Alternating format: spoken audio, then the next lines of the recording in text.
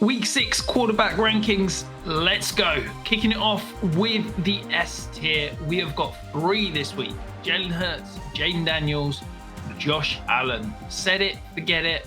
Not much else to add? No, I don't think so. I mean, like last week, there was that kind of worry about what Jaden Daniels would look like coming back from the injury that caused him to miss a bit of time. But it definitely didn't really seem to be too much of a problem for him.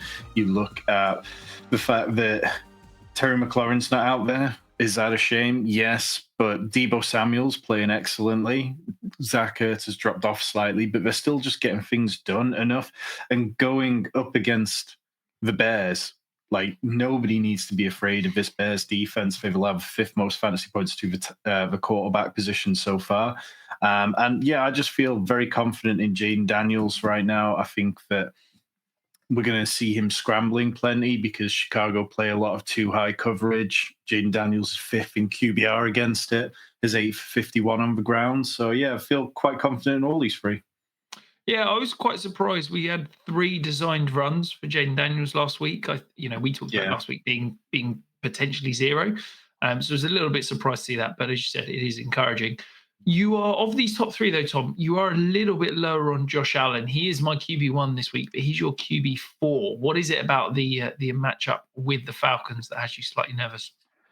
Falcons defense is sneaky good, and I think that they deserve some respect. They've allowed the 4th fewest points to the quarterback position so far. Their pass defense ranks 7th in EPA per drop back.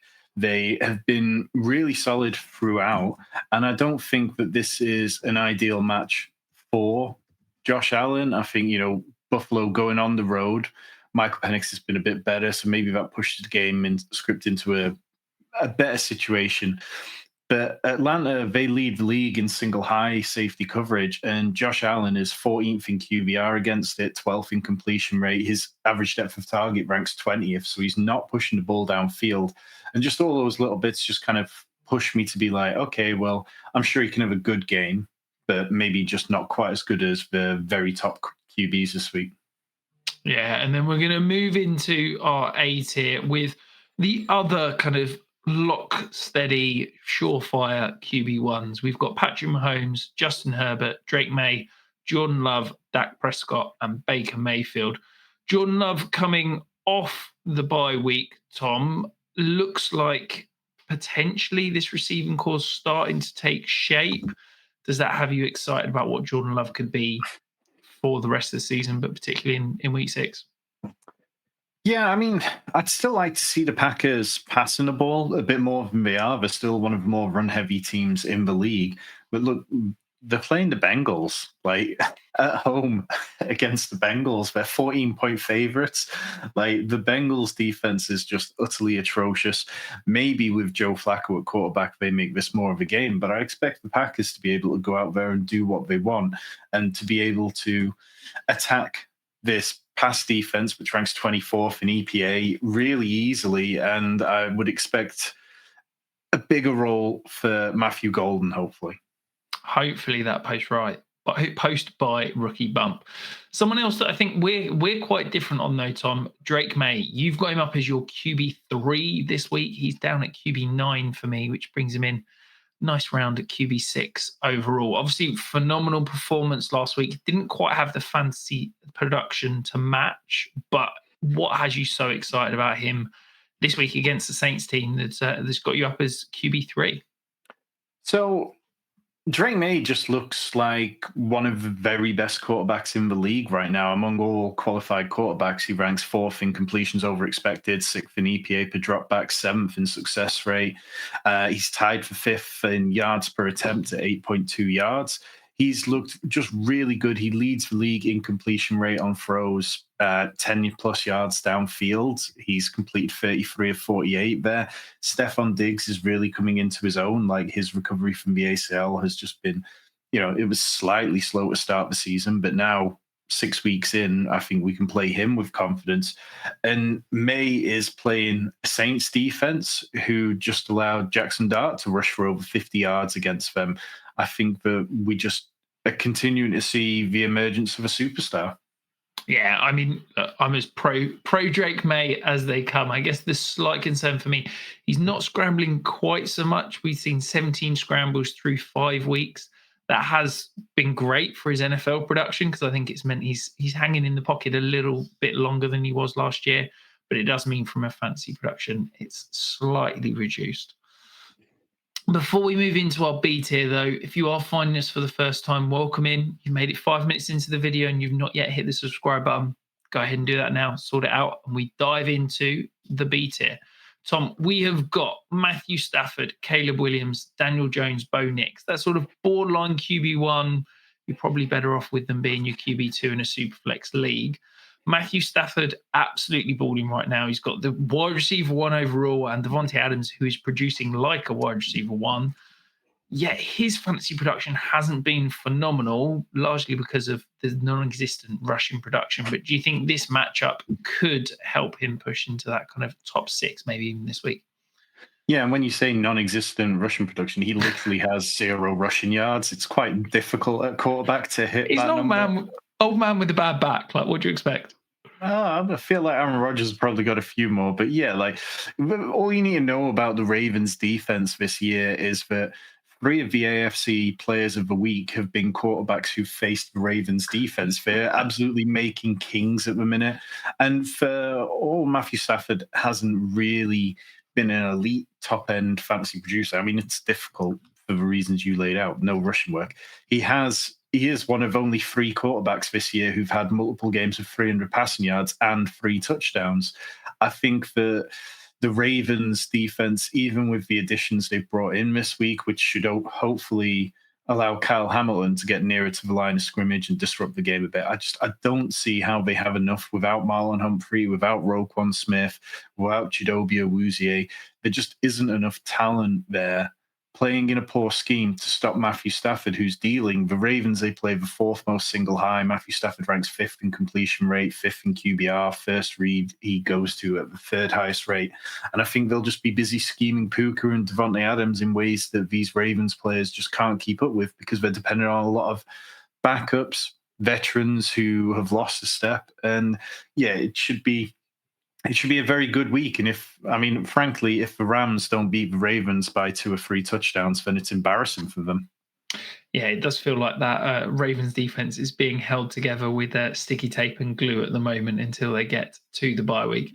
Someone else I do want to touch on, though, briefly, Tom, Daniel Jones. I feel like he's been talked about left, right, and centre. There's been plenty of stuff flown around on Twitter this week. Obviously, started the season incredibly well, 29.5 points in week 1, 22.8 in week 2. But since that point, hasn't broken 17 fantasy points. The last 2 weeks, he's had 1 rush attempt for -1 yard and 2 yards, respectively. Do we think that we're moving away from the rushing production, or do you think this is potentially just a 2-3 week blip and he'll bounce back and start rushing a little bit more moving forward? Well, yeah, I mean, you pointed out like he's gone from like 5.7 carries per game down to 1 carry a game. Like it's a massive loss, and a big part has also been he's lost rushing touchdowns. Really, like he's gone from the games where he scored rushing touchdowns, he had 29 points and 22 points. In the 3 games where he hasn't had rushing touchdowns, according to JJ Zacharyson on Twitter, 15.8, 10.4, and 16.7. Like those touchdowns were massive for him, and we know how much they hold up Jalen Hurts' kind of value. What we're seeing is basically take away the tush push from Jalen Hurts. Is this what you'd be left with? I mean, I think in general, this matchup against the Cardinals at home for Indy is fine. I mean, Arizona haven't been a massively fantasy-friendly defense. They've been pretty good in general, like much better than their offense has been. But I think, Daniel Jones, top 12 tight end, fringe tight end, top 12 quarterback, fringe QB1. This feels right for where he belongs. Yeah, it feels about the right spot. I think it is just, worth noting that the rushing has gone away. I do think it is a blip. The Colts have got up early in the last 2 games, and what's the point in, the quarterback taking unnecessary hits when you're commanding and winning the game comfortably? So I think when the game is on the line, I think we'll start seeing him using his legs a little bit more. Before we move into the C tier, though, if you've got any start-sit questions, if you want to ask us about a trade, get them in the comments below. Tom and I will answer 100% of the questions we get here, now, right all the way up to kickoff on Sunday. In the C tier, we do have Justin Fields, Jared Goff, Kyler Murray, Bryce Young, Sam Darnold, and Trevor Lawrence. Justin Fields feels like the last few weeks it's been reliant on garbage time to get there. Very much the case last week. Do you feel confident that perhaps against the Denver team that we've seen not be phenomenal against Russian quarterbacks, do you think he could get there before garbage time, or do you think it's just relying on that again? Yeah, it's not an easy one. It definitely caused me a little bit of back and forth in my mind trying to figure out my ranking Fields this week. The Broncos, obviously, absolute elite tier defense and really playing to an excellent standard. They rank 4th in EPA per drop back allowed on defense against the pass. Against the rush, they rank 10th. And it's kind of difficult to see how they might decide to play Justin Fields because the Broncos, they lead the league in man coverage. They play it 43% of the time. And teams haven't wanted to play man coverage against Justin Fields this year. He's only faced 17 pass attempts in those situations, which is last among 32 quarterbacks who have had at least 10 pass attempts against man coverage. And he completed 13 of those, which is kind of, 13 of 17 would be fantastic for Justin Fields. But the reason why teams don't do it is because he had 2 for 70 and a touchdown on the ground. Like, you turn your back and you cover a man, and it becomes so much harder to keep your eye on a dual threat quarterback. So I'll be really interested to watch how the Broncos kind of change and do what they do. But there was a stat floating around. I cannot remember who put this out there, but basically, anytime a team scores 21 points now, Justin Fields has never won that matchup in his career, and it's just wild. I think it's 0-26 or something like that. Yeah. It's absolutely insane that, as you said, 21 points and he's basically a goner. And let's be honest, with the way the Jets defense is playing right now, I'm not sure they're holding any teams to under 21 points. Yeah. They're the only team in the league who are averaging more yards per rushing play than passing play, according to Rich Rebar of Sharp Fantasy. That's absurd. They're also the only team in the league that haven't forced a turnover. I think that's the first time in about 5 years that a team's gone through 5 weeks without it. But which is wild, because that's what Aaron Glenn should be absolutely making hay with. But instead, it looks increasingly likely that he could be on the hot seat already. Absolutely. If we just want to pile on and slag off the Jets, we did the Ravens already. Well, this is it. Yeah, we'll just moan about our teams. Enough moaning about our teams, though. Let's talk about something positive. Sam Darnold, Trevor Lawrence, they have been 2 of the bright spots so far this year. Both teams playing well, and they get a matchup this week. We've got them ranked back to back. Do you feel more comfortable in one of them? I have to say, for me, the most encouraging thing out of the game with Trevor Lawrence on Monday night was I thought he was quick to rush and willing to rush, which is good things for his fantasy production, and hopefully we see moving forward. I think I totally agree with your point about Trevor Lawrence. And when he chose to rush, it was really well timed. Obviously, the Bambi one at the end, a little to be desired. Now, on the surface of it, these are 2 just fantastic defenses who are playing really well, and I still kind of think the Jags aren't getting the credit they deserve. But I think this one is gonna they're good at differing things. So the Seahawks much better against the run than the pass, whereas the Jags, they're much better against the pass than the run. So is that going to kind of cancel out what these teams want to do? We know the Seahawks want to lean into the run quite often. We know the Jags have a slightly less effective running game, should we say. But ultimately, I have enough confidence in Darnold because JSN is just on a ridiculous tear, over 4 yards per route run and 534 yards on 43 targets. It's just insane. And then over on the Jags side, it just feels like they're kind of figuring things out. I do think the loss of Brenton Strange hurts the Jags, but I feel like they're getting there. They're doing just enough. And the comeback from 14 points down against the Chiefs, that's the kind of thing which a lot of teams in this league just do not have within them. So Yeah, I'm looking forward to this one. It might not be as fantasy friendly as we would like, but I do think the key people are going to get there.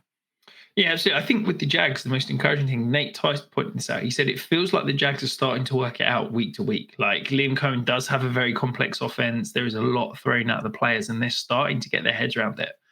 They're 4-1. Like they're working it out, and they're winning games. Like I think it's going to only be better. We've seen fewer kind of mistakes from the receivers running the wrong route, fewer penalties from the kind of pre-snap motion and stuff like that. So I'm really encouraged, and I'll be honest, I'm fascinated to watch this game. Very much looking forward to queuing that one up. In our D tier, a little bit beefier this week. Michael Penix, Mac Jones, Jackson Dart, Gene Smith, and Tua. Tom, the Chargers are allowing almost 12% scramble rate, which is absolutely bonkers and over double the league average. Tua, not exactly a heavy scrambler, but has been known to sprinkle it in occasionally. Do you think there is a world where we could see Tua scramble a little bit more this week and that could buoy his fantasy production?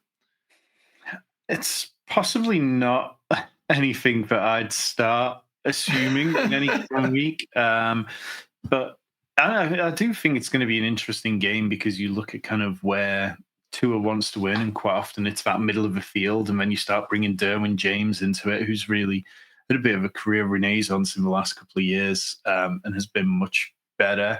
So is he going to be able to work that? I mean, last week it was very much Jalen Waddle, who just completely dominated for the wide receivers. We didn't see any kind of increased role for Nick Westbrook-Akine or Malik Washington.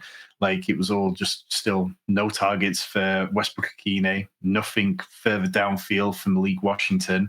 And then obviously Darren Waller played an increased snap. Now maybe that can help them a little bit, but the Chargers defense, they basically are just good against everyone in fantasy. There's not really a matchup where you go, that's how I would like to target them. And they're the 8th best defense in pass EPA. So you contrast that with the Dolphins' passing offense in EPA, and they rank 20th. So it's not exactly like it's strength on strength here. It's very much just easier to have faith in the Chargers. Yeah, absolutely. And then the other player in this tier, Jackson Dart, felt like he turned slightly back into a pumpkin for me last week. I thought he was poor, made some mistakes, but from a fantasy production, still got home 19.6 fantasy points. Do you think that there's just too much kind of rushing, potential scrambling for him to disappoint from a fantasy perspective? Well, this game against the Eagles was always one where it was like last week when we talked about him, it was like, right, this is the cupcake matchup against the Saints. This is the situation where you should be able to go out there and you should be able to knock up fantasy points again.